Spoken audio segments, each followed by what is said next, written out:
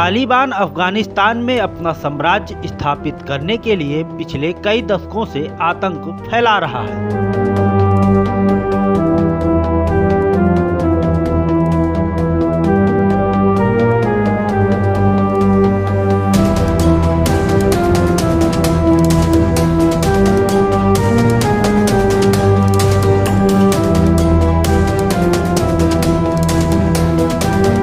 इसके पहले भी तालिबान ने अफगानिस्तान में कब्जा किया था।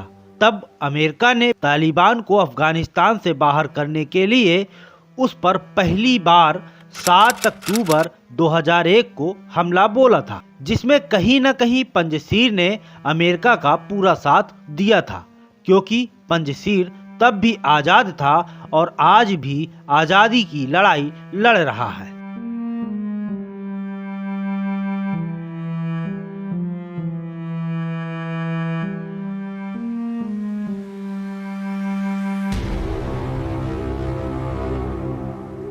वहीं अमेरिका का आरोप था कि तालिबान ने अमेरिका में 9/11 का हमला कराने वाले ओसामा बिन लादेन और अल-कायदा के अन्य चरमपंथियों को अपने यहाँ पनाह दी थी। बाद में वहाँ अमेरिका सैनिकों की संख्या में लगातार वृद्धि होती चली गई। वाशिंगटन ने तालिबान से लड़ने के लिए अफगानिस्तान में अरबों डॉलर का निवेश किया था। इससे 2011 तक सैनिकों की संख्या बढ़कर करीब 1,10,000 तक पहुंच गई। हालांकि 2020 में अमेरिकी सैनिकों की संख्या घटकर केवल 4,000 रह गई थी। वैसे आधिकारिक आंकड़ों में स्पेशल ऑपरेशन फोर्सेज और अन्य अस्थायी इकाइयों का हिसाब हमेशा शामिल नहीं हो सकता। अमेरिका सेना की वापसी के बाद 4 मई को तालिबान की तरफ से पहली बार हमले की खबर आई थी। उसके बाद अब 15 अगस्त को यानी 103 दिन में तालिबान ने अफगानिस्तान सरकार को घुटनों पर ला दिया। अब समझिए कि तालिबान ने अफगानिस्तान पर कब्जा कैसे किया और इसकी मुख्य वजह क्या क्या रही। हम बात करते हैं 14 अप्रैल से।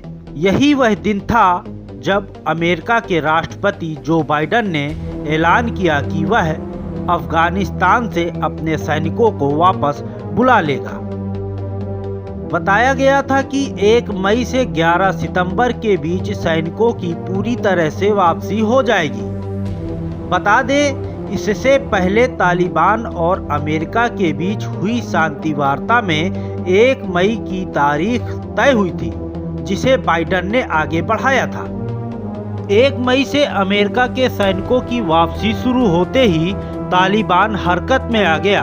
उसने हेलमैंड के साथ 6 दूसरे प्रांतों पर अफगान फोर्स पर हमले करके अपने नापाक इरादे जता दिए। यह बात थी 4 मई की। वहीं 11 मई को तालिबान ने राजधानी काबुल के पास ही नेरख जिले को कब्जे में लिया। इसके बाद पूरे देश से हिंसक घटनाओं की खबरें आने लगी। जून में अफगान की सेना तालिबान को टक्कर तो दे रही थी, लेकिन वह मजबूती नहीं दिखा पाई, क्योंकि हिंसा अब जंग का रूप ले चुकी थी। 7 तारीख को अफगान सरकार ने कहा था कि पिछले 24 घंटे में 150 अफगान सैनिक मारे गए हैं। तब तक अफगान के 34 में से 26 प्रांत जंग की आग में झुलस रहे थे। 22 जून तक तालिबान को दक्षिण अफगान में मजबूत माना जाता था, लेकिन जून के आखिर में तालिबान लड़ाकों ने देश के उत्तरी हिस्से में हमले शुरू किए। तब तक 370 जिलों में से 50 तालिबान के कब्जे में थे। अब तक अमेरिका के सैनिक कुछ हद तक लड़ाई में थे, लेकिन 2 जुलाई को अमेरिका के सैनिकों ने बगराम एयर बेस को चुपचाप खाली कर दिया, जिससे उसके सैनिकों की जंग में भूमिका ना के बराबर रह गई। 5 जुलाई को तालिबान ने कहा कि वह अफगान सरकार से बातचीत करना चाहता है और लिखित प्रपोजल अगस्त तक दे दिया जाएगा। लेकिन यह तालिबान की चाल थी। और वह अपनी चाल चलता जा रहा था। 21 जुलाई बातचीत का भरोसा देने वाला तालिबान दूसरी तरफ कब्जा जमाए जा रहा था। अब देश के कुल 370 जिलों के आधे जिले तालिबान के कब्जे में थे। इस बीच अमेरिका ने सैनिकों को अफगान से निकालना जारी रखा, लेकिन हवाई सपोर्ट अफगान सरकार को देती रही। इसमें तालिबानी ठिकानों पर एयर स्ट्राइक की जा रही थी। वहीं 26 जुलाई को यूएन की तरफ से चिंता में डालने वाला बयान सामने आया। इसमें कहा गया कि मई और जून में 2400 से ज्यादा लोग अफगानी लोग इस हिंसा की भेंट चढ़ चुके हैं या फिर घायल हैं। 2009 में सब शुरू होने से अब तक का यह सबसे बड़ा आंकड़ा था।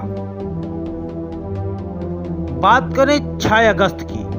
इस दिन तालिबान ने देश की पहली प्रांतीय राजधानी के तौर पर जरांज पर कब्जा किया। फिर अगला नंबर कुटुंज का था।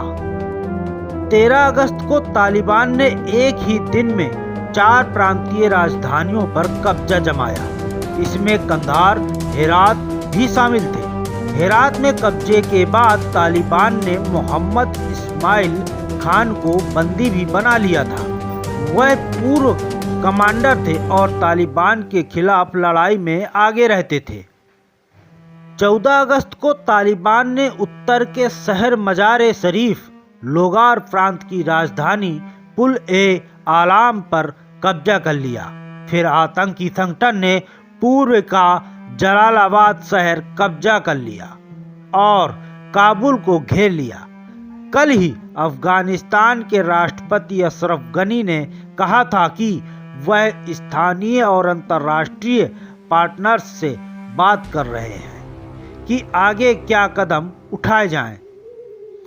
15 अगस्त जो भारत का स्वतंत्रता दिवस है, पूरा भारत स्वतंत्रता आज़ादी की लहर में डूबा हुआ था। वहीं तालिबान ने अफगानिस्तान पर कब्जे का बिगुल बजा दिया था। तालिबान के आतंकी काबुल में घुस गए और सरकार से सीधे तौर पर सत्ता सौंपने की बात करने लगे। इतना ही नहीं, लोगों को धमकाया गया कि वे ना तो घर से निकलें और ना ही देश छोड़कर जाने की कोशिश करें। फिर शुरू हुआ तालिबान का अफगानिस्तान में आतंक और दिल दहला देने वाली तस्वीरें सामने आने लगी। तालिबानियों ने महिलाओं को सरेआम पीटा, लोगों को सड़कों में गोलियां मार दी। कुछ इतनी विभत्स तस्वीरें सामने आई जिसे देखकर किसी को भी रोना आ जाए। वहीं दिल दहला देने वाली तस्वीरें भी सामने आई। लोग अफगानिस्तान से निकलने के लिए प्लेन में लटक गए। कोई पहियों में चढ़ा तो कोई प्लेन के ऊपर चढ़ गया, जिसके चलते प्लेन के ऊपर उड़ते ही लोग जमीन में आ गिरे, जिससे उनकी दर्दनाक मौत हो गई। जिन लोगों ने तालिबानियों का विरोध किया उन्हें गोलियों से भूंजकर मौत के घाट उतार दिया गया। अब अफगानिस्तान में पूरी तरह से तालिबानियों का कब्जा है, पर पंजशीर के लड़ाके आज भी तालिबानियों से युद्ध कर रहे हैं। इसका परिणाम क्या होगा ये कोई नहीं जानता। वहीं तालिबानियों ने शरीयत का कानून लागू कर दिया है। महिलाएं घर के बाहर नहीं निकल सकती, लड़कियां पढ़ाई नहीं कर सकती, महिलाओं को अपना पूरा जिस्म ढक कर रखना होगा और अफगानियों को गुलामों की जिंदगी जीनी होगी। वहीं पाकिस्तान तालिबान का साथ दे रहा है, जिसके कई सबूत मीडिया के सामने आए हैं। वहीं चीन भी चाल चलने में पीछे नहीं है। चीन ने तालिबान को कई मिलियन डॉलर देने का वादा किया है। तालिबान के अफगानिस्तान में कब्जे के बाद विश्व भर के आतंकियों के हौसले बुलंद हो गए हैं और आतंकी गतिविधियां समूचे विश्व में तेज हो गई हैं। वहीं भारत को सबसे ज्यादा सतर्क रहने की आवश्यकता है, क्योंकि तालिबान से भारत की दूरी केवल 500 किलोमीटर की ही है। और पाकिस्तान तालिबान की जमीन का इस्तेमाल कर भारत में आतंक फैलाने की ताक पर लगा है। इसकी शुरुआत भी हो चुकी है। हाल ही में कश्मीर में एक आतंकी ने सरेआम दिन दहाड़े एक पुलिसकर्मी को गोली मार दी और उसकी हत्या कर दी, जिसके बाद प्रशासन और सेना अलर्ट मोड पर है और आतंकियों की तलाश में जुटी है। इतना ही नहीं, भारत के अलग अलग जगह से 6 आतंकी गिरफ्तार किए गए हैं, जिनके पास से विस्फोटक सामान भी बरामद किए गए हैं और अब पूरे भारत में अन्य आतंकियों के होने की भी संभावनाएं जताई जा रही हैं, जिनकी खोज में सुरक्षा टीमें लगाई गई हैं। वॉइस ऑफ बुंदेलखंड के लिए ब्यूरो रिपोर्ट।